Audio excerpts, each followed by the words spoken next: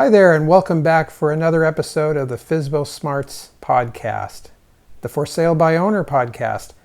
This is our second episode in the real estate investment series, and I'm thrilled that you want to join us today as we dive into this fascinating topic of real estate investing and leveraging it for the For Sale by Owner, or FSBO. Now, in our last episode, we touched on various strategies on real estate investments, and today we're going to expand on that and focus on specifically FSBO. So let's get started.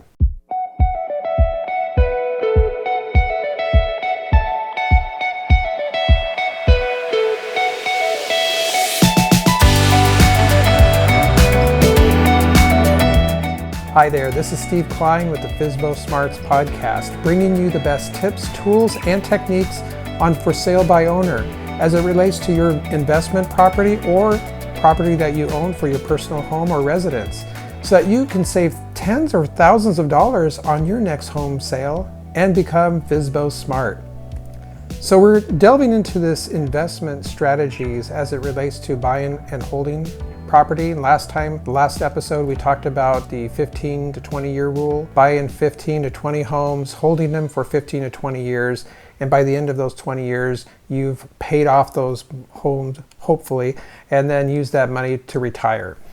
This is a viable option, and many people have used it today. It's not easy, but it does take some work. Today, we're going to talk about how our investment strategy is expanded and enhanced through FSBO. So first, what is FSBO exactly? Well, we know it's for sale by owner, right? It helps you buy your real estate without an agent. Instead of listing the property through an agent, the owner takes on that responsibility and the responsibility of marketing, negotiating, selling it themselves. Now, this approach can be attractive for a few reasons, but consider with us on your own set of challenges, what are the pros and cons of doing it for sale by owner, and how does that play in the role of your investment strategy? One of the biggest advantages is that the potential cost savings. That cost savings then could be used on your potential real estate investment properties that you want to buy. By not using an agent or even a seller's agent, you can avoid paying those standard commission fees, which typically range between 5 and 6% of the sales price. Now, this could be a significant amount of money, especially if the property value is really high. Like when you get up to like millions of dollars, a lot of times when you get up to that high, they don't really have time anyway, so they usually use an agent. But think about the money savings. Now, another big benefit is having direct control over the sales process. Many people want sales control and just control in general of their own property. Sellers can set their own timelines, handle the negotiations personally, and have direct line of communications with the potential buyers. Now, this level of control can lead to a more tailored and potentially quicker sale because you get to know the buyer. The buyer gets to know the seller directly. And even though some real estate agents and realtors shun on stuff like that, a lot of people tend to like it. It's more open and transparent. However, FSBO isn't without its challenges. One of the big drawbacks is the time. As we talked about in a few episodes prior to this one, time is a big commitment, as in your personal time. Now, if you don't have the time nor the interest in selling your home, be it for cost savings, or maybe you don't care about using your equity to purchase investment properties or real estate, then for sale by owner may not be for you. Now, I would point out though that realtors and also the real estate agents do have some drawbacks as well, such as marketing your home. There may be some new green realtors that may not market your home very well. And if that's the case, you're signed a contract with them sometimes 6 months to a year, and then you're stuck because now you can't list your home. Even if you wanted to sell it on your own, you can't, because, well, you could, but it's really, you'd still be paying them the commission fee. Now, some real estate agents will say that they have the RMLS and that it's a really good tool. And while that may be true that they could put you with the real estate multiple listing services, Today we have things like Zillow and Redfin and a whole bunch of other sources and resources online that makes the for sale by owner a simple process. You could even sell it on your own website these days. So don't let that scare you off if you're struggling to decide between a real estate agent or doing it yourself or for sale by owner. That's a common thing I hear, and you will reach your audience no problem, especially in this day and age. One of the biggest issues that I hear for sale by owners having is how to price their home. Setting the price of your home is crucial, especially when you're doing it for sale by owner. Now, many real estate agents out there will try to tell you that you're going to be leaving money on the table if you do it for sale by owner. Now, it's been my experience that you know your area the best, but with comparable sales techniques, you can get the market price for your home quickly and easily. It's really easy for anybody to figure out how much their home is worth. Not only that, you can decide if you want to mark the home down for a quick sale. I mean, this is only if you need to, but you don't need to get top dollar. A lot of them say, well, they left money on the table. But the reason you can do a sale is because of all of the massive money that you're saving from not having to pay a real estate agent commission fee. And then you have some wiggle room there in case a buyer just, maybe they're short maybe $5,000 and you can come down and meet them halfway or part way. But this is also, there's a flip side of it where the realtor will tell you, they will say, well, you're leaving money on the table and you shouldn't leave any money on the table. And to that I say, well, yeah, okay, maybe I left some money on the table, but I'm not paying you $21,000. I may have reduced it by $5,000, but I'm still not paying you $16,000 on your real estate agent commission fees. So you just have to, it's all up to you really, and it's all about your situation. So look at your particular situation and see where you're at. So what they don't tell you a lot of times is the scenario, like let's just say, we'll use a fictitious name of Jim down the street who sold his house for $350,000. He had it listed for $350,000. Now, Fred wanted to buy his house, but he didn't quite qualify for that. So instead, he dropped the price down for Fred to $345,000. Now, he still saved $16,000 on the commission fees, and that he would have otherwise paid $21,000 if it was 6% of the $350,000. But if you subtract the $5,000 he had to reduce it to, he still ends up saving $16,000.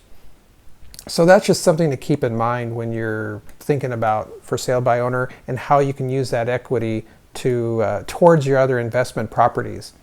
Another drawback of people wanting to do for sale by owner is the negotiating the legal paperwork aspect of real estate. Now it can be daunting to some, but there's tips and techniques that I go in my course, the FSBO Smarts for sale by owner course. You can find that at FSBO Smarts, FSBOsmarts.com.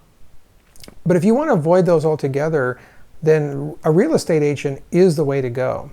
They're well versed in all the legal aspects of things, and then they can alleviate those complexities.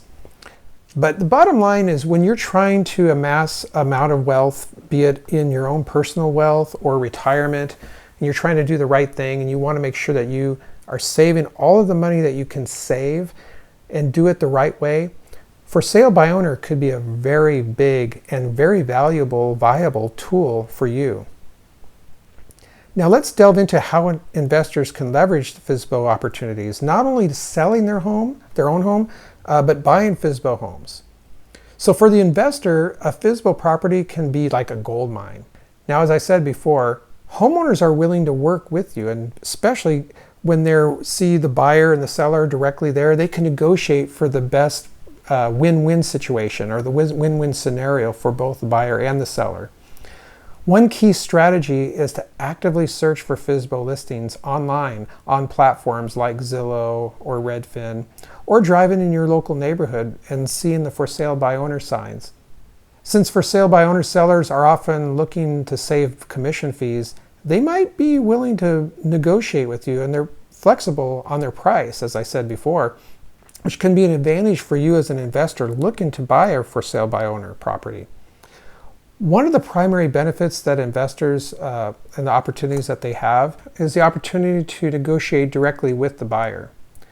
Without an agent acting as a middleman, investors can communicate directly with the seller, potentially leading to better terms and a smoother transaction. Additionally, since the FSBO sellers might lack experience, investors can use their own knowledge and expertise to negotiate a better deal, in effect of possibly identifying the capabilities and opportunities that the seller is overlooking.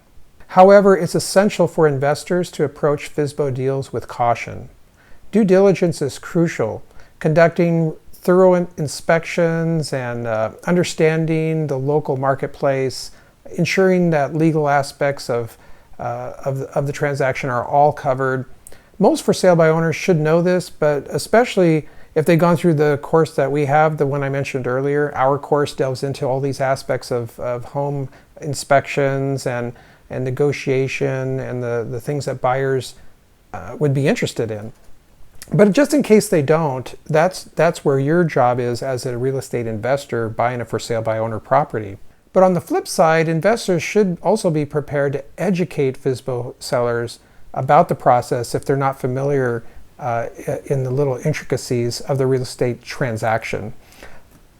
So let's illustrate a real life example. Let's take the case of Jane, who is an investor who successfully acquired a FSBO property.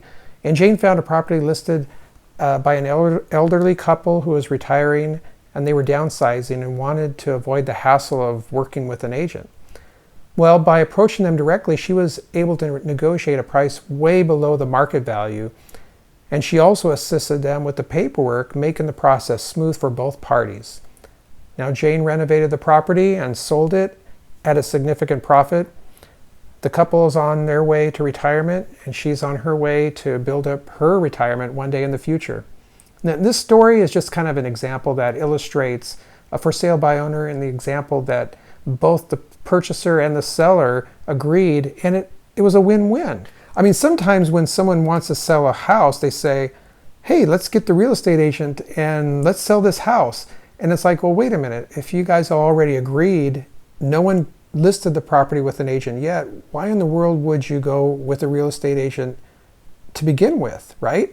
So in those scenarios, for sale by owner situation makes perfect sense, because if you both agree, you both do the inspection, you know, especially if you know the person and you're on the up and up, no one's trying to hide anything, and they shouldn't really want to hide anything anyway, but just to be safe, always get an inspection, always get the property looked at by a professional. Now, on the flip side, there's a story of Mark, who jumped into a FSBO deal without even doing any research. The property had hidden issues, and it didn't come out, and they didn't uncover them until the property was purchased, and it led to a lot of unexpected repairs and cost. Now, this highlights the importance of due diligence and not getting too caught up in the potential savings that you're going to save. And I know these are just a few scenarios to consider, but when you're considering these scenarios for your own FSBO journey, just make sure that you take these tips. First, make sure that the home is in top condition. Invest in the necessary repairs beforehand. Make sure that the home is staged and it's appealing to the buyers. You want high quality photos of all the details of the property, and list out any impact to the buyer. That's really important. And I'm talking from both buyers and sellers right now. Now, marketing is a crucial thing, and if you're investing in property or you're buying it, you make sure that you have all of the I's dotted and the T's crossed in the way that you want your property to be listed with the agencies.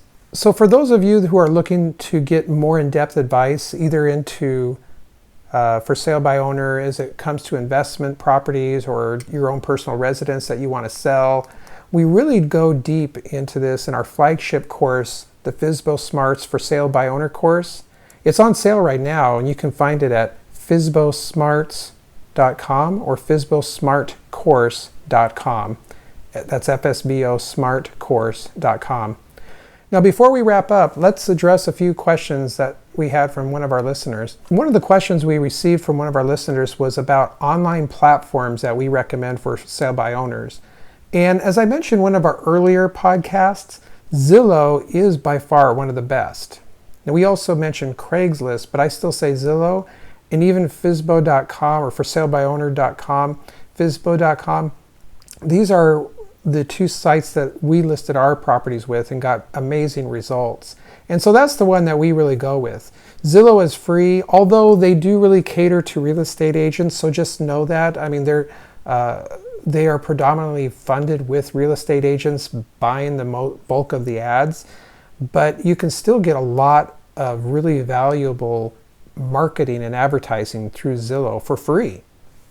All right, so as we conclude today, I just wanted to say thanks for joining us at this last episode of the year for the FSBO Smarts podcast. Know that the process that we just spoke about in this episode and the previous one for accumulating your retirement, it could be a really great journey, and there's a lot of really fun activities that you can do in the real estate world. Remember, do your due diligence, make sure that the investment's right for you. Thanks for tuning in, and if you found this episode useful, please subscribe, rate it, and review it on our podcast. Go to Apple or Spotify, and stay tuned for our next episode. And don't forget to visit our website and follow us on social media as well. Until next time, happy investing. We'll see you in the next episode.